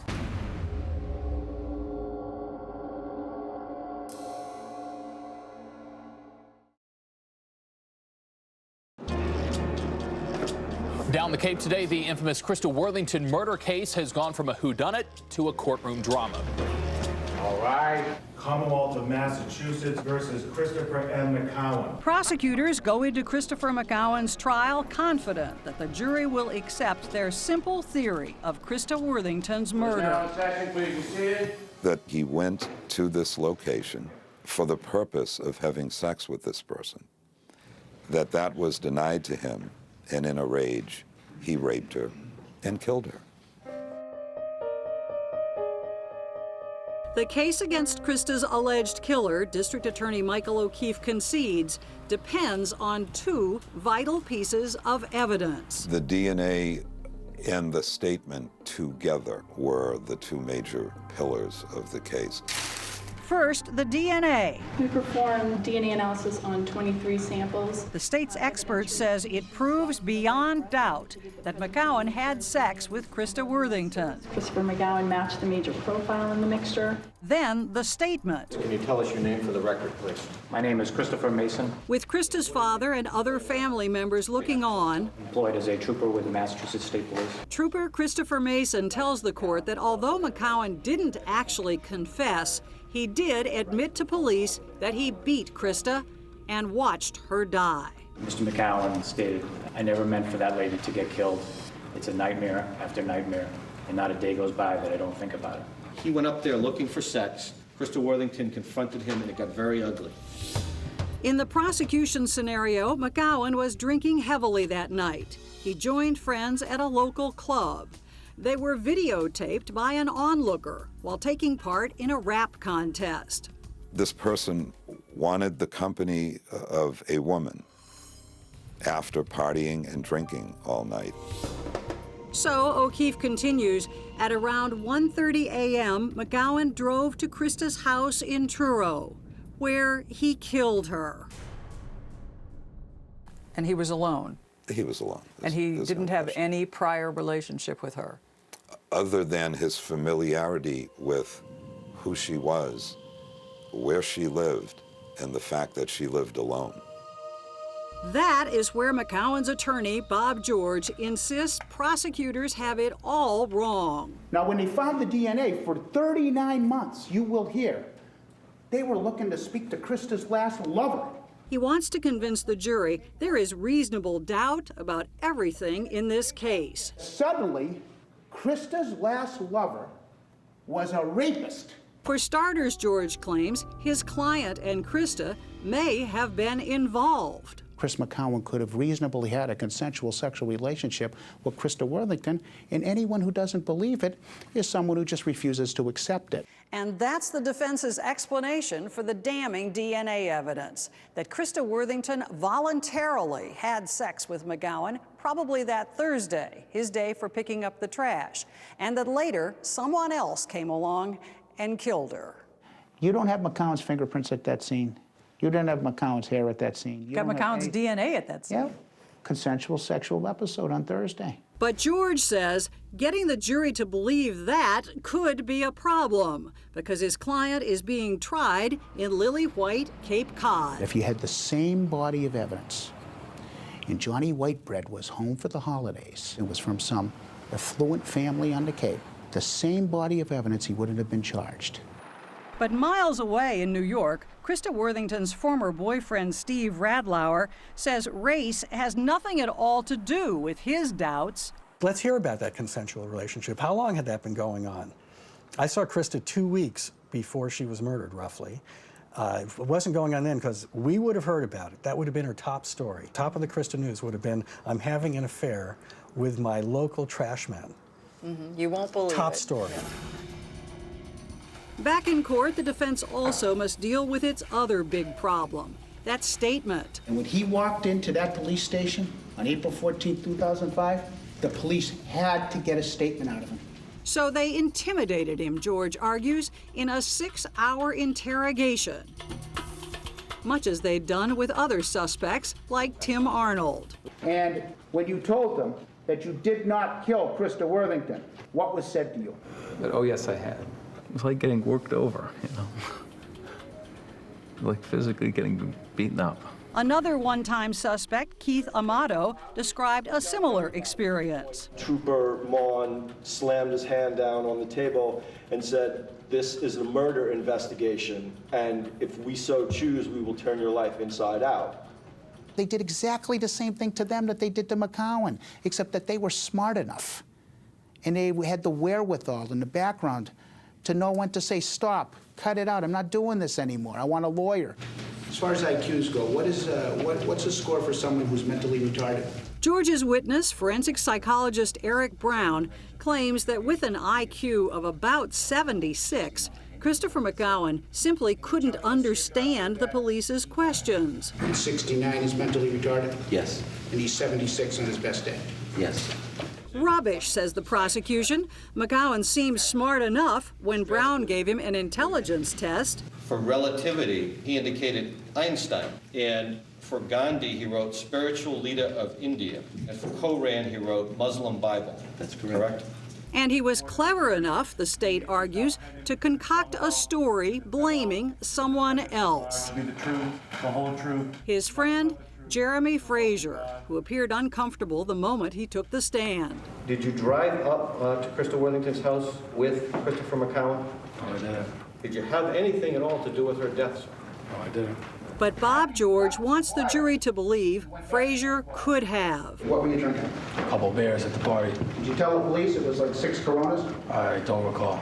Certainly, Frazier and McCowan were together that night. The videotaped rap contest shows Frazier listening to music with McCowan nearby. But Frazier supplied an alibi. He later was seen at another party, then slept at a friend's house. And his DNA doesn't show up anywhere at the crime scene. He was a convenient patsy for the defendant to blame. He had nothing to do with this murder. No. Bob George also argues that police bungled the whole investigation. There were fibers, hairs, DNA that never made it to a lab, and a crime scene contaminated by careless EMTs. They had all kinds of evidence at that scene that was either mishandled, ignored, or thrown away. Christopher McCowan never testifies, betting that his attorney has created enough doubt in this case to set him free. It's based on an assumption, a false assumption, that a Vassar-educated, wealthy heiress could not possibly have had consensual sex with a black, uneducated, troubled garbage man.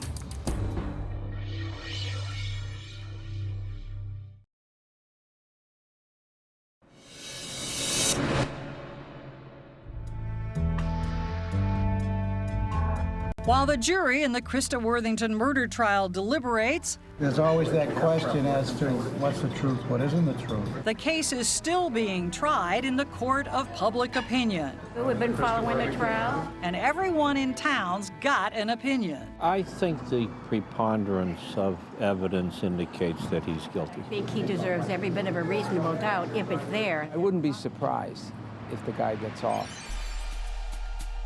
Days go by, the clock ticks on, without a verdict. It's always good when they're out a long time. Christopher McCowan's lawyer, Bob George, is taking an optimistic view, insisting that time and the evidence are on his side. If you can't trust what you find at the crime scene because the scene has been corrupted, if you can't trust the statement because it's unreliable, and if the DNA doesn't mean anything because the defendant could have been involved in a consensual relationship with the victim, then what happened? For 5 agonizing days, the jury, including 2 African Americans, debates that very question. They said they were hopelessly deadlocked. Then on day 6, a shocker. The judge announces he is throwing one juror off the panel. A white woman whose boyfriend was arrested in an unrelated crime. In a phone call with him, she was taped criticizing the police. And there's concern about bias. You are to be discharged from this jury. Word began circulating around 11:30 this morning that this jury had finally come to a verdict. It is now in session. Please be seated. 2 days after a new juror is seated, the logjam breaks. What say you, Mr. Foreman? Christopher McCowan learns his fate. We, the jury, unanimously return the following verdict of guilty of murder in the first degree. He was devastated by the verdict. Anyone with eyes could see that he was terribly hurt by what happened.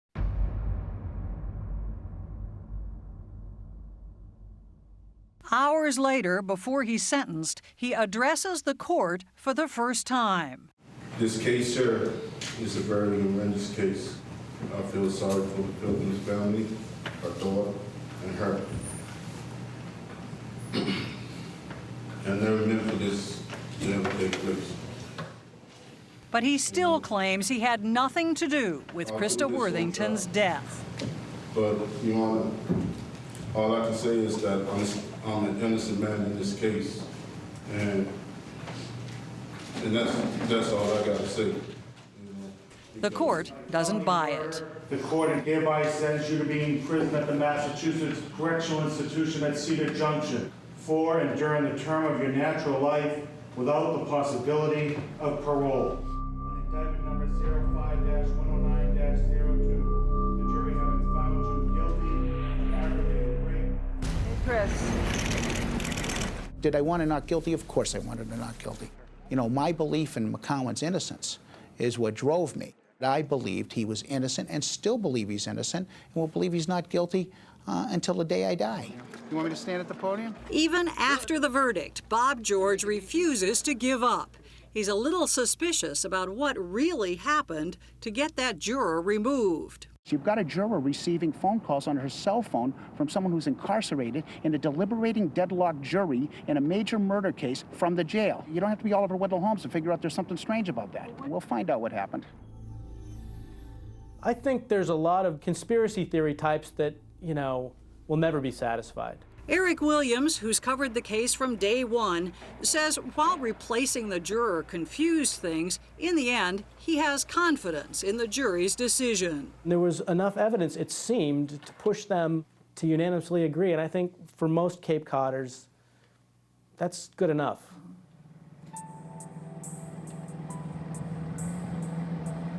Well, this case changed my life dramatically. It's not something that you ever imagine you're going to have to deal with. Kind of like being in a dark tunnel. I wonder if you'll ever see light again. Are you glad that this is finally all over? Now officially cleared as a suspect in Krista's murder, Tony Jackett is relieved at the verdict. The jury deliberated and carefully looked at all the evidence. Although, remarkably, he isn't sure the jury got it right. I felt there was reasonable doubt all over the place. I think about the trial. I think about what it did to me, and I think about her. Tim Arnold, too, is happy it's finally over, but to this day, he is haunted by what happened. Sometimes the weight of events forces you to look back, whether you want to or not. Just something that's always there. These happen to be a few snapshots I took of Ava and Krista when they were here only a couple of weeks before she was killed. Ava lives still with her legal guardians, and by all accounts, she is doing well. One pretty little girl. Yeah, she was really sweet. When you look at this today, what goes through your mind? Well, I mean, basically, I think she was really happy. She was a great person. We miss her a lot. Ava never will remember those happy times, but Krista's friends are determined that one day she will know how much her mother loved her. How would you want to tell her about the past? A little bit at a time. Yeah, they're good. Ava won't have her. That's it's the enduring tragedy of the whole thing.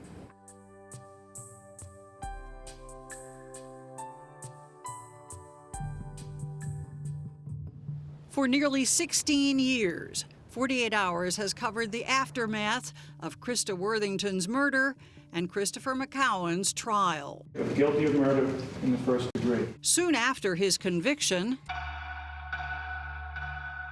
the verdict was called into question when several jurors made allegations of racial bias during their deliberations. That prompted the trial judge to take the unusual step of calling all 12 jurors back to court to be questioned. Their testimony revealed there was racial tension in the jury room, and McCowan's attorney, Bob George, thought it was sufficient grounds for a retrial. Well, in my opinion, it's enough to establish that the statements were made and that the bias statements were made. Now it's up to the judge to determine whether or not there's going to be a new trial. But the judge ruled against McCowan, upholding his conviction. In 2010, the state Supreme Judicial Court agreed. McCowan, from the moment he was sentenced, All I can say is that I'm an innocent man. has refused to give up the fight. Mr. McCowan, do you deserve a new trial? He now has a new legal team, and they have filed another motion for a new trial. But for those closest to Krista Worthington, life has moved on. Tony Jackett maintains a warm relationship with his daughter, Ava, who now is in college and continuing to thrive.